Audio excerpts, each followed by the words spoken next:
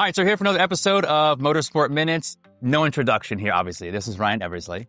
We've worked together for a long time at various different things. He's driven with us.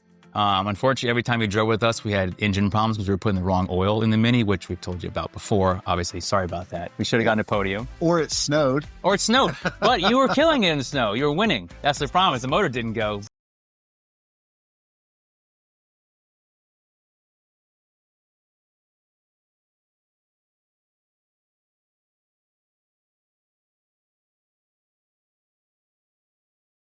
Obviously, you're huge in motorsports. You know, you're a big personality. How did you get here? How did you start?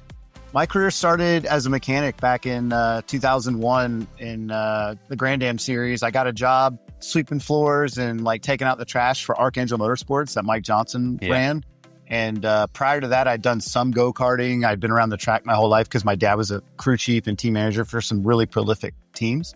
And so it was something I've been around literally my entire life. But my first actual job was 2001 as a mechanic for Archangel. And I didn't really have any experience. Like my dad had taught me stuff, but I had never really understood how to like build a gearbox or take an engine apart or anything like that. So it was pretty eye-opening. Yeah, so I assume that is you were a mechanic, but you're also like you said, you swept the shop, you took the garbage out, and at the track, they're like, we need you to take the tires over there and come back. It wasn't necessary to start as like a mechanic. No, absolutely not. I always say like shop grunt. Yeah. You know what I mean? It's like doing, just doing all the things that no one else wants to do. Take out the trash. I remember one of the first weeks I worked in racing, we bought brand new bodywork spares and things like that. And they were from Lola in England. So they got shipped over in these massive wood and cardboard containers. And like my first week was like, hey, just make sure that it gets in the dumpster. Yeah, yeah. And I was like, okay. Yeah. And funny enough, Andy Lally, who I only knew as Andy, was helping me. And he was our lead driver. And it just hadn't been explained to me yet who he was or what was the program. So me and this dude, Andy from New York, were just destroying massive cardboard boxes like crowbars. Yeah, of course. Of course, being kids, we're like kicking holes and stuff or whatever. But that was my first week. I was like, man, this is awesome. Yeah. So mechanic, obviously now driver, winning driver. What was the train? Like, how did you like make that switch? Or was it at the same time you're doing both? It was there. So I did a couple years of wrenching for Mike and a couple other programs here and there. I worked with Gunner Racing on some stuff as well. And I got an opportunity in 2004 with the former team owner that worked with us who had his own Lolas. His name is James Cook. And James recognized that I was trying to become a driver. He had been helping Ben Devlin. He kind of helped launch Ben's career, who was with Mazda at that point. And he understood what I was trying to do. He also needed some help getting his car rebuilt from another team that had it for a while. And so he offered me a deal. If I could help put a program together, I could drive and also rebuild the car. And so 2004, even though I'd only done one club race in Skip SCCA and 2 Grand Am Cup races, I got to race LMP2 in IMSA. And that's at the same time that Champion had their Audi R8, in IMSA, and Dyson had the MG Lolas and stuff like that. So really fast cars. Yeah. And that's like obviously people say we're in a golden era now, but that was like another like golden era. Like you were out there and like very fast stuff. Very fast equipment. And I had no idea what I was doing other than like hoping that it would work out. And that was 2004. And we got to do 3 races. We got 3 podiums. It was really great. And then I thought Penske was calling. Like December, I'd have to get through my contract deal with him. Who is Ryan Eversley? I'm going to be obviously fighting between Ganassi and Penske on which would be the right direction to go. And weirdly, nobody called. And our deal had run out of funding just because James had spent what he could, and he was very good to me. And so 2005, I had to go back to wrenching. And I actually was a car chief on the BK Courage for Mazda when they came back to prototype racing. And funny enough, our Mazda rep, who was, not a big manager or anything, was John Doonan. Okay. And so that was one of his first forays into being like an at-track Mazda rep. And that's actually where I met him. So I helped my friend Allison Arena. She's the Mazda person. Yeah. And so that's like, I've known Doonan like since back then. We were doing everything Mazda at that point. Yeah. So it was a very difficult year. That program didn't have the right direction necessarily, but it had some really good people. And I got to work with some really, really great people. But 2005 was I refer to it as the worst year of my career because I was so unhappy. I'd been driving an LMP2 the year prior, and now I'm back to wrenching on them, and I don't know what's going to happen or what direction to take. And I don't have any money. You know what I mean? I mean, obviously that's part of the game. Like, if you had a bunch of money, you would have just gone to the next thing. No problem. So I spent that year wrenching, and I think that off season was pretty tough on me mentally. I ended up hanging out with some friends that were in a band, and they literally were going on like a four week tour around, the East Coast. And I was like, hey, I'll go with you. I got nothing to do. It's the off season. And while I was on that trip, a driver had lost an opportunity coming into that year in Grand Am Cup, which is now the Pilot Challenge Series. And because of that, the team owners reached out to some of their friends, like who would you get? And Andy Lally and Spencer Pompelli were the two guys that they called, and they both said, call Ryan Eversley. Okay. And so in 2006, I got to do a handful of GS races with GT4 essentially, and that went pretty well. And then 07, 08, it just kind of kept building and building. But I didn't do my first full season of actual racing until 2010. So it took, from 2001 to 2010 to get a full-time ride doing it. So, it was a lot of ups and downs and like not knowing what was going to happen. But it was probably the most fun time of my career because the uncertainty and the unknown was like really exciting. Which is kind of the norm, really. Like a lot of people don't know. Like you can be a factory guy and then next year you're not. Absolutely. And I tell people this all the time. I mean, look at like Dane Cameron just won the GTP championship. And then now he's an LMP2. Yeah. You know what I mean? And that's no dig on him. The guy's unbelievable. And there is no rhyme or reason for some of the things that happen. And sometimes there is, but sometimes it makes no sense. And there's no guarantee here. Right. No one's owed anything. No, of course not. So you got to take what you can get. Yeah. So mechanic, driving mechanic, obviously it's some factory driver, developmental driver, like you have like a team manager kind of deal now, plus driving. Mm-hmm. What's the future if you're like, oh, in the next 5 years, like I'm doing this? Like, what is that? I'm 41 now. Same, because we have almost the same. That's right, we do. 41 now. I look at guys like Bill Oberlin and Oswaldo Negri. Those guys are in their 50s. They're still racing very competitively. I was teammates with Terry Borchardt last year, who's in his 50s, and the guy was as fast as ever, And so I don't want to be racing unless I'm competitive, but I have no interest in doing anything other than driving right now. Okay. Like I do the management stuff with my Precision Racing LA team because it was asked of me to help out. And I like that stuff. And I like having more involvement. And one of the things I'm a big proponent of in racing is value add.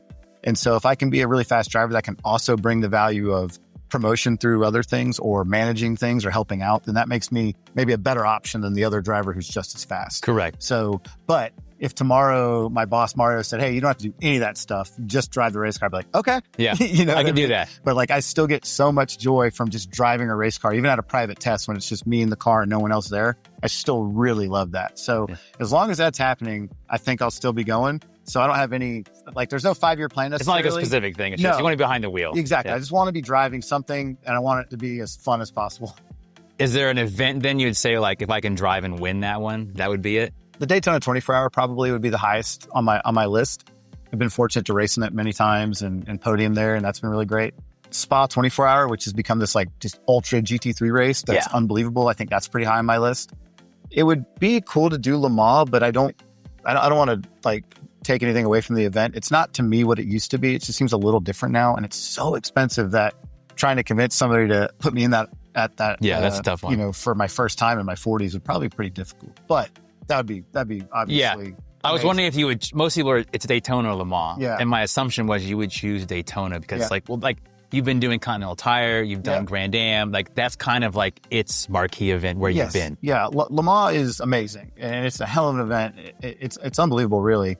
But to me, Daytona is the harder thing.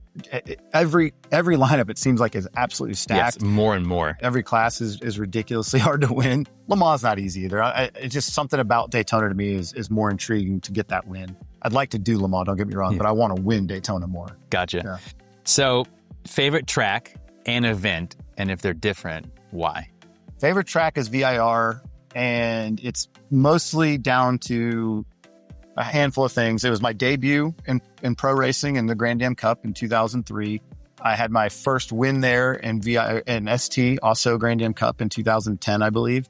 It was the first race that my grandfather could come and see me win at as well. So there's a lot of family. A little bias to it. Yeah, absolutely. And for a long time, the Grand Am Cup Series and IMSA were two separate programs. And so there wasn't a home race that I could get into unless it was Petit Le Mans. So VIR kind of became the home track because that's where all my friends and family would drive up to. It's a 6-hour drive, but it's still worth going to for them. And it became kind of our traditional trip as a family. So VIR in terms of the track, because even on a private test, say they're doing a lap around that place, is awesome. Yeah. Road America's IMSA weekend, I would probably say is my favorite weekend event of the year. I've got, it doesn't really matter. It's just a race weekend at Road America. And the town around it. You know, I got to race for Real Time Racing. That's their local track. So I have a lot of fans there. I've got to do a lot of media stuff there. John Everett, who does the media stuff for Road America, always included me with a lot of promotional stuff for a long time, still does. And so that place, just something about it, you know, it's so mystical and beautiful, but then the village around it, you know, is awesome. It's like out of a movie. I mean, it's literally like if they were going to make a racing movie, they could just do it all there in one stop and it'd be easy to do because it's just this awesome little town.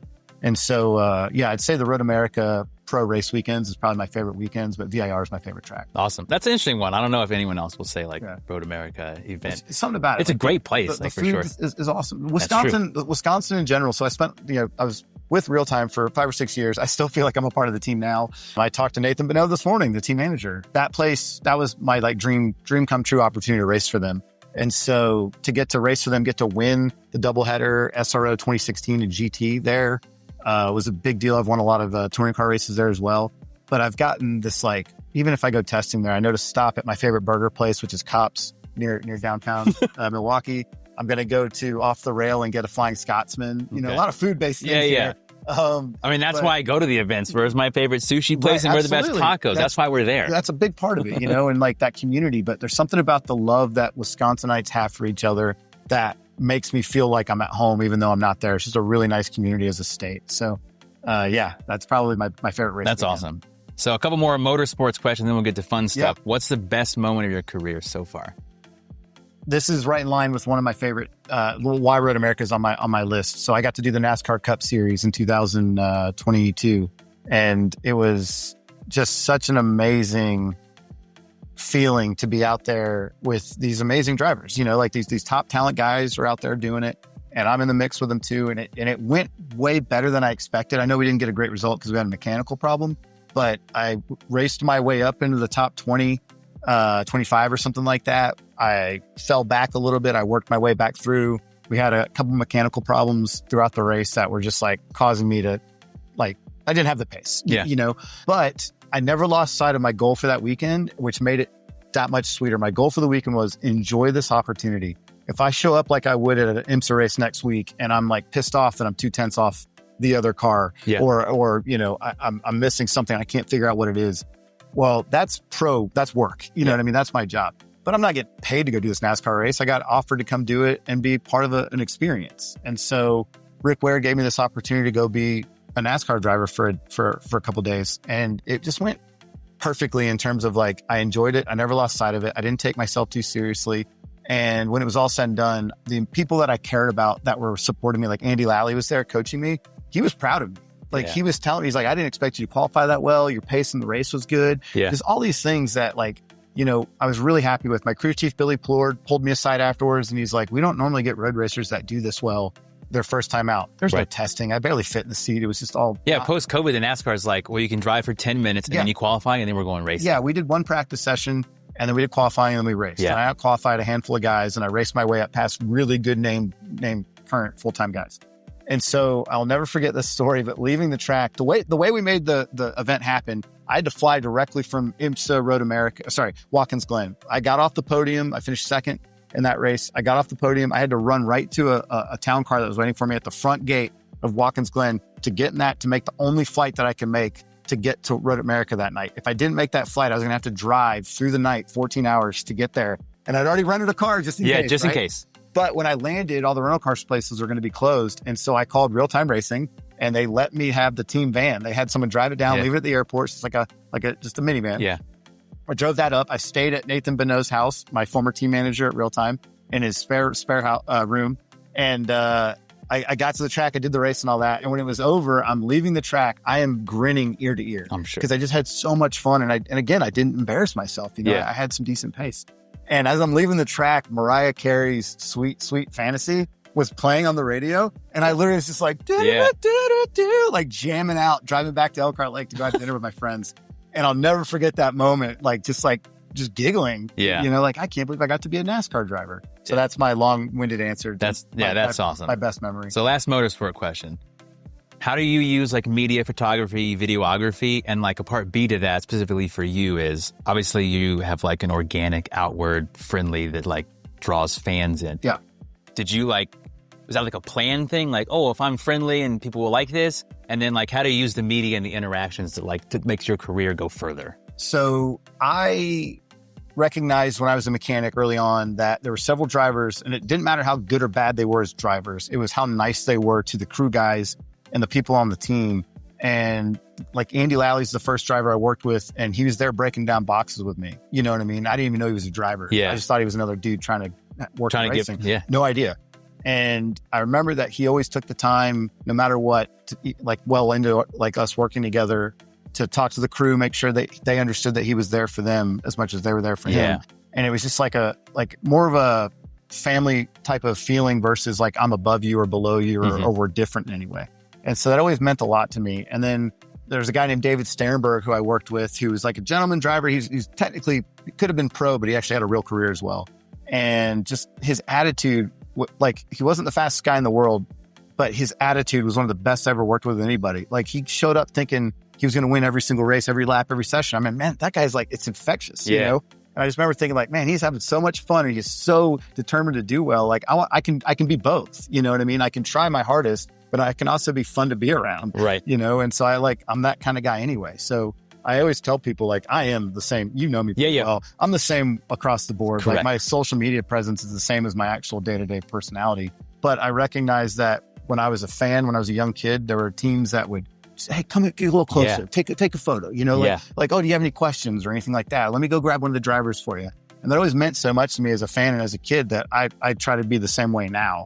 And so I think about it like, we're never really pushed in the sport to like sell tickets. It's never really like from the series, like, hey, get out there and sell it. Yeah. But I think about it, I'm like, if you're going to come spend $70 to $100 or more to come see us race, I want that person to like leave going, man, that was cool. I got this, or this experience. And I can make that happen just by giving a little bit of a shit. Yeah. You know what I mean? By just being a little bit personable and recognizing that people are coming to see you because they like this. Yeah. Like I could just add a little bit extra by being friendly or giving a sticker or a high five or asking them how they're doing. Yeah. You know, it's just basic stuff. And if that person comes back and sees me at the next race, that makes me even more excited to race. Correct. Because it's like, man, that person cares enough that they wanted to come see me again. That's awesome. Now I'm like, I'm going to push no matter what. But like now I know I've got like this thing behind me that's helping this energy. And so those are things that I take super seriously. And obviously with the podcast that we started and just my fan engagement in general, I'm probably one of the most supported drivers in the sport in road racing. But I always say I don't have the biggest following, but I've definitely got the most supportive. Yeah. You know, people go crazy for me at times with like, you know, writing me notes or bringing me like a shirt they made or whatever. And it just, I can't get enough of it. You know I mean, the fan walks, if you like NPC, what you're in now, like if you took an overhead shot, I can guarantee you in that overhead shot, I know where you're standing. Yeah, I love that. Because like, I'm trying to like sneak through and get photos because you always screw with me. Yes, I do. But I'm trying to get something and it's like, I know if I go to Ryan, I can sneak around somewhere because there's going to be enough people there that have showed up because they're like, they want to talk to you. And I know that the podcast has had a huge effect on that because we worked so hard to like build fan bases and like show fans more to the sport, you know, things behind the scene kind of thing. So that's helped that for sure. But I love it. You know what I mean? Like, and again, that's value add. So if a team owner is looking at me versus another guy with the same speed, anybody that hires me knows I'm bringing an audience. Yeah. You know what I mean? I'm bringing a lot of support. And I think you look at like drivers like Taylor Hagler or even now like Celso Neto, like they're younger drivers coming in. Their name isn't really there yet. I'm blowing that up. Yeah. You know what I mean? I'm helping them become a known thing. And like we just raced at Sebring last week and Celso had a killer opening stint. Yeah. And the amount of notes I'm getting from people who are like, man, Celso did it, man. I guarantee 6 months ago, they didn't know who he was. Right. You know, so things like that I'm really proud of. And I'm just so happy to have fans that care about what I'm doing because it helps me stay motivated to keep pushing. Yeah. And I can definitely see as like just the photographer, and this goes to how I am. The crew obviously likes you. Fans obviously like you. You've always treated me as like a friend, even when we first started. And you can notice that. And that actually, like, I see that from my side is there's definitely some of my clients, and they could be 10 plus year clients. Mm-hmm. I'm the hired photographer. Sure. Yeah. Other teams, I'm the guy who takes pictures, but we're also friends. Right. Yeah. You know, it's like, and you can just basically can see that, but you can always say, like, you show up. If I'm staying there shooting precision racing crew and you walk in, like, obviously they're happy to see you. So obviously that's strategy. I mean, obviously that's your personality too. It definitely helps and it goes a long way. Racing's not easy. You know what I mean? And also what we're all getting to do is not important in the real world. You know what I mean? Like we're not curing any diseases. We're putting on some entertainment, but if it disappeared tomorrow, it's not going to change Yeah, the yeah. world, you know? So I try not to take things too seriously outside of the competitive nature of what it has to be. You know, like the goal is to win. We're being paid to do this, that we need to, you know, do the best we can. But it's surprising to me how many people don't understand that like racing is a community. Yeah. And so we're all in this together, so to speak. Why isn't it more fun and engaging and supportive? You know, I find it interesting that I'm always cheering for other drivers. Like if you look at my social media, Oh, for sure. I'm like, look at that guy. Yeah. Look at this guy in this race. This is his first Xfinity race. And I'm like so stoked for that because I know what it's like to do it. You know what I mean? And it's interesting to me, the ones that don't support other drivers. I'm like, oh, okay. And that's, you don't have to. You don't have like, to. I'm never not going to be a fan of the sport. Yeah. You know, and so I want my crew guys to know that I care about it as much as they do, and that I'm really, really, you know, determined to try to succeed with them. And I think if they see that I've got that passion, it makes them want to work as hard as I'm working, and vice versa. Like I've had mechanics that you can tell are just checked out. Yeah. And it's like, well, that doesn't make me feel very good. You know what I mean? So that guy did the brakes? Yeah, right, exactly. Like I was like, I can't wait to get out of here. You know what I mean? So yeah, no, I think that's just my personality, and I've definitely you lean into it. I've had personal growth in the last 5 years more than I would have expected at this time in my life, where I've understood that like life is short, racing doesn't really matter. So I want this to be something that as I'm looking back on it 10 years from now, 20 years from now, whatever, that I'm really proud of how I was, not just like this is cool. Yeah. This is really cool. But like that people that I worked with liked working with me and were happy to see me do well and like pushed me forward. For sure. All right. We're both hungry. It's lunchtime. Let's do a few fun questions. Okay. First car, and would you like to have it back? First car was a 1991 BMW E30 318. So 4-cylinder. Yeah, yeah. Small bumper Euro car. Yeah. So still is an E30, right? And I still have it. Do you? I still have it. Yeah. Where is it hiding? It's at my parents' house. Okay. It's at the farm. We obviously have a shop and all that stuff, so it's there. And in the last like 6 or 7 months, I've started to get the itch to spend money on it and do dumb stuff with it. Yeah. You know, like put an M3 engine in it or something. Yeah. But you know, that's kind of cheating because you still have it. But right. Yeah, I still have it. For 10 years, I was a factory Honda guy, so it wouldn't have been really, you can't. It wouldn't have been a good. Hey guys, I drove my E30 to the track. You know, so I still have it, and I definitely will probably do something with it in the next couple of years. So a car you had that you miss or want back? Car that I had that I miss. I don't have too many cars like that. I had. I don't want to give them any love. I was going to say my MDX, but no. No, I think everything. I still have Yoshi, my K-Van. I still have that BMW. No, nothing that comes to mind. Okay. Yeah, I've been pretty like race cars are the first thing that comes to mind. I mean, it can be that. Like, I missed this car. I haven't owned any of them, but I'd love to buy my 2018 TCR car one day. The market's obviously dropped on those cars because they're older now. It's coming up on coming up on like 9 years old now or something. I'd love to be able to buy that chassis one day and that's the original Type R TCR. Yeah. And I got to drive it a few extra times because Atlanta Speedworks had it for a little while. I think it's been sold, but yeah, I'd like to buy that car back one day and have that. But that's probably the only thing I'm missing. Okay. Yeah. Switch to food: Krispy Kreme or Dunkin' Donuts? Okay, this is going to be an unpopular answer, but it's Dunkin' Donuts for me. Krispy Kreme's fine. I like when the lights on and all that's cool. The one that Shaq owns is like a mile from here. Okay. I love it. Dunkin's coffee is better to me, so I really have that. And when I grew up as a kid, my dad would let me come to the shop during the summer, and my mom worked for my dad. So summer vacation for me was getting to go to the shop every day and like play with my go-kart, or just tinker and just dumb little like fun shop projects. But we'd always stop at Dunkin' Donuts and we'd get the munchkins. Yeah. You know what I mean? And so I'd always get munchkins. And what's funny is that the Dunkin', this is kind of like a little bizarre, but the commercial actor for Dunkin' Donuts was the guy with the mustache and he wore a little hat. Well, the guy that worked at my Dunkin' Donuts looked just like him. And so I was convinced it was that guy. You know what I mean? And so my mom would be like, that's not the same guy. Because we'd be in the drive-thru. I'd be like, hey, I saw you on TV. And the guy's like, okay, kid. Yeah. You know? So Dunkin' Donuts, but like I had munchkins as a kid. I liked their coffee a little bit more. And my thing is the same thing. It's growing up bias. I do think they taste better, but I have vivid memories of certain times that we constantly go to Dunkin's. Right. But we have Canadian friends. What if we had in Tim Hortons? Yeah. Does that change it? So I love Tim Hortons. In fact, I have Tim Hortons coffee in my cabinet. I drink it every morning. Canada's always been very good to us as racers. We go up there. They treat us so well. So I got to go to Tim Hortons for the first time in 2001. Never heard of it. Didn't know who he was. Didn't know anything about it. And the Timbits, man, I was like, these are like munchkins, but better. You know what I mean? So, so Tim Hortons is pretty high up there, but I'm still going to go Dunkin' Donuts just because of like growing up and everything. Yeah. But like I said, I've got Tim Hortons coffee in my cabinet right now. And Tim's got these, the double, which is like double cream, double sugar, or whatever. And it just hits every time. Like, so I know I got I have my Timmy's order, you know what I mean? I'm getting a double. And they have this like farmer's wrap, which is like a tortilla with sausage, hash brown, some sort of like tangy sauce. Some sort of yummy sauce. And it's probably horrendous for you. Yeah, probably. But it comes in a sleeve and it's delicious. Yeah. So I normally get a double in that farmer wrap thing, and then like maybe a single glazed on the side. So your entire caloric intake for a day.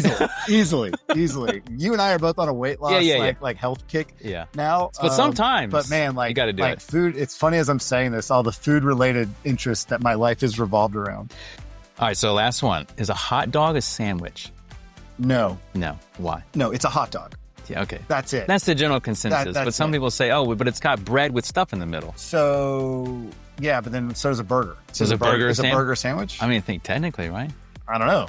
You don't order a burger off the sandwich menu. You order a burger off the burger menu. Okay. Right? That's true. So I don't know. I just think a hot dog is a hot dog. What's your answer? I'm in the no camp, but I know people that say, well, of course, if anything with like bread with stuff in the middle, then you're working with a sandwich. What defines bread? Because like what would be like cheese and crackers? You know, I guess technically that's a sandwich. Is that a sandwich? A cheese and cracker sandwich? I mean, by that definition, sure. I guess you're taking some sort of flour-based item and baking it and putting stuff between. Right. So if you take a piece of pizza, you fold it in half, and there's pepperoni on it. I mean, you love pizza. I love pizza. Does that become a pizza sandwich? Or is it just pizza folded in half? Because there's meat and bread. Did you fold it in half and put stuff in the pocket? Well, there's already stuff on the pizza itself. But the sandwich is bread, stuff. Okay. So if you just took a hot dog bun that was flat and folded it and then put the dog in it, that's one piece of bread then. If it's bread, a hot dog bun's attached. That's technically true. I think it's no, but I've been told it's a sandwich. I think it's just a hot dog. Okay. Yeah, it's its own category. Okay. Yeah. I agree. All right. That's it. We're starving, and we also went like 22 minutes instead of 15. So this is the longest one. We might break the YouTube Are you algorithm. surprised that I talked a lot? No. Yeah. But appreciate it. Of course, brother. And you said you're going to take me to yummy lunch. So that's it. Like, subscribe, and comment about why this was the best Motorsport Minutes yet. Peace.